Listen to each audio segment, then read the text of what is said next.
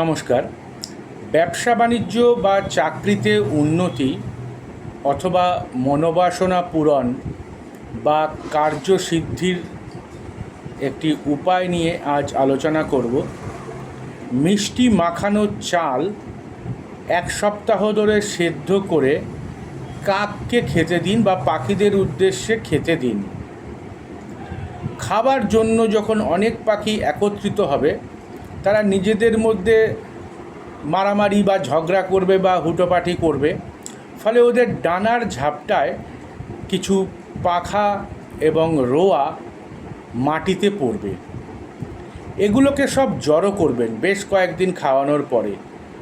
এই লোম, পাখা এবং রোয়াগুলোকে একসঙ্গে জড়ো করে তার সঙ্গে মধু মিশিয়ে নেবেন এবং মোম মেশাবেন। মিশিয়ে একটা তাগা তৈরি করবেন।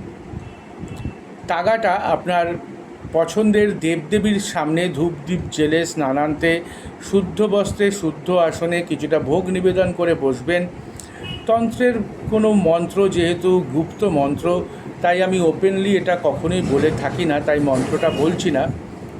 আপনারা নর্মালি তার কাছে প্রার্থনা করুন যেন এটা সাথে নিয়ে কাজে গেলে আপনাদের কার্য উদ্ধার হয় বা সফল হয়ে যেন ফিরে আসতে পারেন। যখন কোনো গুরুত্বপূর্ণ কাজে বেরোবেন, সেই তাগাটিকে হাতে বেঁধে কাজে রওনা দিন। এরপর পরমাত্মার কৌতুক বা চমৎকারিতা দেখতে পারবেন। উপায়টি ভীষণ সুন্দর, বহু প্রমাণিত। করে দেখুন। ভালো থাকবেন।